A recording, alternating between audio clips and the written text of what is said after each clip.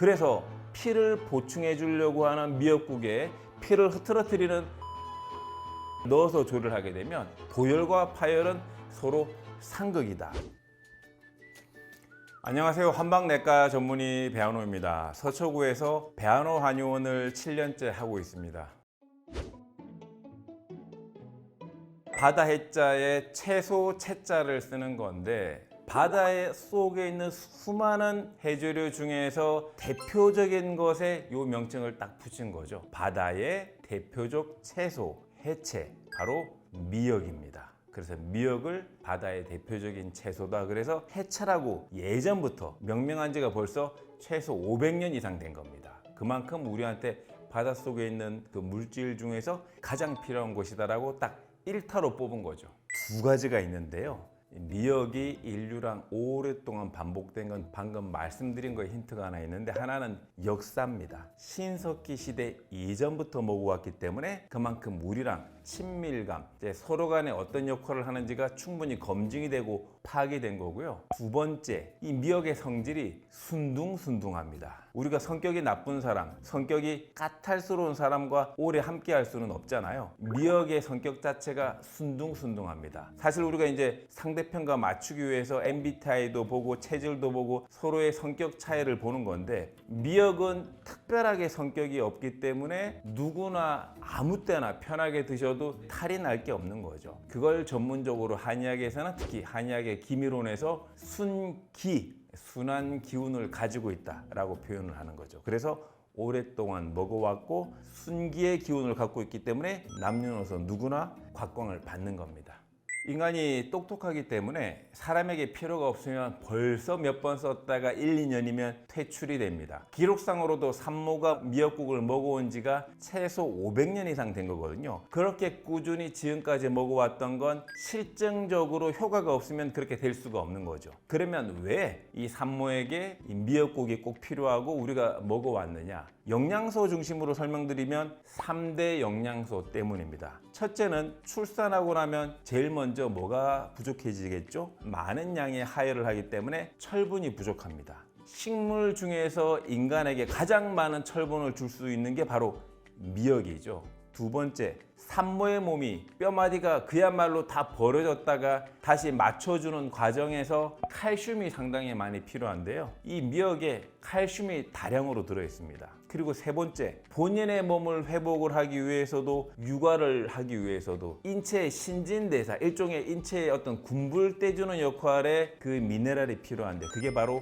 요오드거든요. 요오드가 있어야 갑상선이 제대로 돌아갑니다. 그래서 칼슘, 철분, 요오드, 이 세 가지라고 하는 미네랄이 상당히 많이 들어있기 때문에 미역국이 산모들에게 꼭 필요한 거죠. 그리고 부가적으로 필요한 이유가 뭐냐면, 산모들이 몸이 많이 약해진 상태에 이 좋은 미네랄이라고 하더라도 내 몸에 들어와서 소화 흡수가 안 되면 소용이 없잖아요. 미역에 들어있는 이 3대 미네랄은 미역국이라는 형태로 먹게 되면 소화 흡수율이 굉장히 높아집니다. 일반적으로 철분이 소화 흡수율이 한 4%라고 본다면 미역에 있는 철분을 산모가 먹었을 때는 최대 80%까지 늘어납니다. 그래서 이 3대 영양소를 소화하기가 가장 좋은 형태가 바로 미역국이기 때문에 우리가 출산을 하게 되면 거의 기록상 500년, 경험상 1000년 넘게 미역국을 먹어왔던 거죠. 기본적으로는 이제 수분의 함량이라는 것 외에는 별다른 차이는 없겠죠. 생미역 같은 경우에는 수분 함량이 제일 많을 것이고, 말린 미역은 수분의 함량이 가장 적을 것이고, 불린 미역이 또 중간 정도의 수분을 가지고 있을 겁니다. 그런데 모든 음식은 잘 씹어서 우리가 삼킨 다음에 결국 흡수가 되어야 되는데요. 흡수가 되는데 용이하다라는 측면에서 볼 때는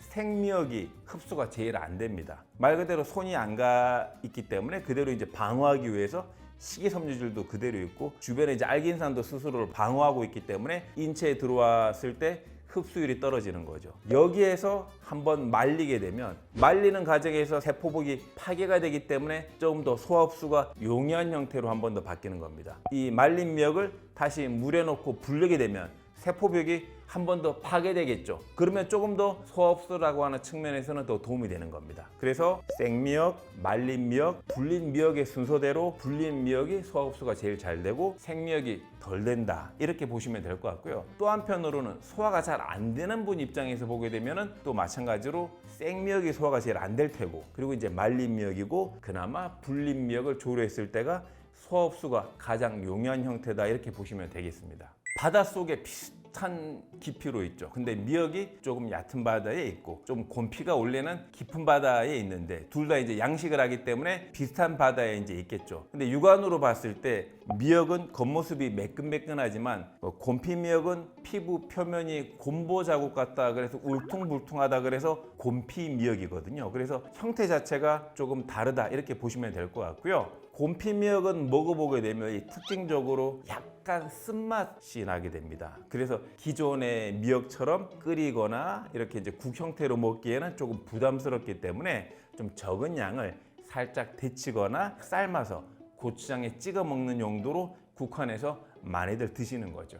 우리가 보통 이제 미역국 이런 표현을 쓰지만 다시마국 이런 표현을 안 씁니다. 바닷속에 비슷하게 있어서 비슷해 보이지만 미역국은 그 국물을 먹는 것이 아니라 미역을 먹기 위해서 국물이 필요한 겁니다. 다시마 국물은 미역국과 비교하자면 다시마를 먹는 게 목표가 아니라 국물을 먹는 게 목표인 겁니다. 그래서 미역은 미역 자체의 영양소를 즐기는 것이고 다시마는 그 다시마가 우러나온 국물 형태의 국물을 즐기는 거죠. 이 한의학적으로는 이제 기미론이라고 그래서 각 채소 또는 해조류가 가지는 고유의 성질이 있는 건데요. 또한 이제 미역은 그런 관점에서 보게 되면 보혈이라 그래서 피를 보충해 주는 겁니다. 피를. 그래서 철분이 부족하신 분들에게 미역 자체의 어떤 철분을 먹기 위해서 그대로 먹는 거고요. 다시마의 기미론적의 특징은 이수라고 그래서 붓기를 빼주는 겁니다. 그래서 다시마 자체를 먹는 게 아니라 국물을 먹는 건데 국물을 좋다고 먹고 국물 속에 영양분을 먹고자 먹는 건데 만약 그 국물이 몸 밖으로 빠져나가지 않고 그대로 있게 되면 국물 속에 미네랄은 흡수했지만 안 나가버리게 되면 몸이 붓게 되겠죠. 그런데 이제 다시마를 달인 그 국물의 특징은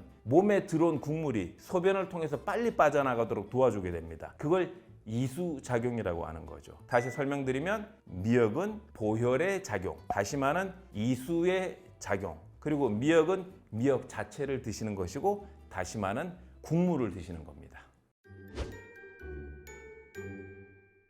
꼭 기억을 하셔야 되는 게 영양학이 발달하고 최근에 원래 우리가 먹어왔던 음식 궁합이라든지 또는 이제 기미론적 관점이 약해지게 되면서 원래 전통적으로 먹지 않는 방법대로 섞여서 유통되는 경우들이 많이 있습니다. 이 대표적인 것이 미역국에 마늘과 양파를 넣는 겁니다. 원래는 절대로 해서는 안 되는 요리 방법입니다. 왜냐하면 미역이라고 하는 것은 보혈, 피를 보충해 주는 것이고 파, 마늘, 양파는 파혈, 피를 흐트러뜨리는 역할을 하는 겁니다. 그래서 피를 보충해 주려고 하는 미역국에 피를 흐트러뜨리는 파, 마늘, 양파를 넣어서 조리를 하게 되면 미역이 우리 몸에 들어와서 피를 보충해주고 철분의 어떤 정도를 높여주는 그만의 효과를 제대로 발휘하지 못하게 되는 겁니다. 그래서 절대 전통적으로 미역국에는 파 당연히 안 넣고 마늘, 양파를 안 넣어야 됩니다. 보혈과 파혈은 서로 상극이다. 요거 꼭 기억을 하실 필요가 있겠습니다.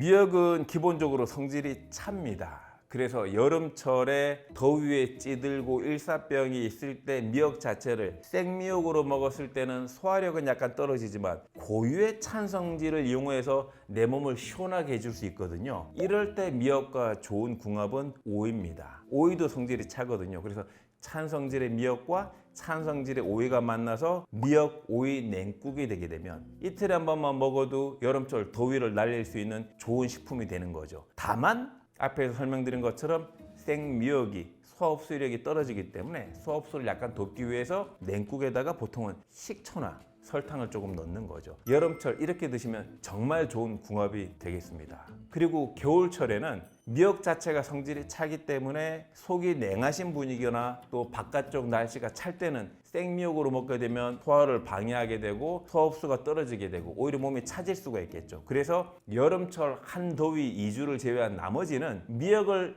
1시간, 2시간 푹 끓이게 되면 미역의 성질이 따뜻하게 됩니다. 거기에다가 원래 따뜻한 성질인 쇠고기, 양지나 설도를 넣어서 같이 끓이시게 되면 철분이 많은 붉은 고기, 쇠고기랑 또 해조류 중에서 철분이 많은 미역이 만나서 철분 그 덩어리가 되는 거죠. 그렇게 사시사철 같이 드시면 또 정말 좋은 궁합이 되겠습니다. 아랫배가 찬, 흔히 이제 한약에서 소민 체질이라고 하는데요. 원래 소화가 좀 잘 안 되거나 아랫배가 차거나 조금 이제 잘 체한다고 느끼시는 분들은 생미역을 드시게 되면 약간 채기가 생기고 소화 장애가 발생되면서 변비가 생기는 경우들이 많이 있습니다. 그래서 이런 분들은 미역을 피하느냐 그런 게 아니라 생미역 또는 그 냉국만 피하시고 미역을 1시간 이상 잘게 잘라서 푹 끓인 다음에 뭐 성질이 따뜻한 황태라든지 쇠고기 조금 넣고 그 국물과 건더기를 꼭꼭 씹어서 또 천천히 드시게 되면 또 충분하니까요. 제가 이제 앞 영상에서 잠깐 설명드렸듯이 미역은 순기, 기운이 순둥순둥해가지고 남녀노소 누구나 다 드실 수가 있기 때문에 조리법만 약간 바꿔주시면 꼭 가려야 되는 분들이 전혀 없는 겁니다. 미역에 대해서 설명을 드렸는데요. 이 미역의 좋은 점 잘 기억하셔서 천연 철분제로 또는 천연 칼슘제로, 천연 요오드제로 잘 이용하셔가지고 내 몸에 맞게 또 적절히 이용을 하시게 되면 건강을 증진시키는데 많은 도움을 받으실 것 같습니다. 감사합니다.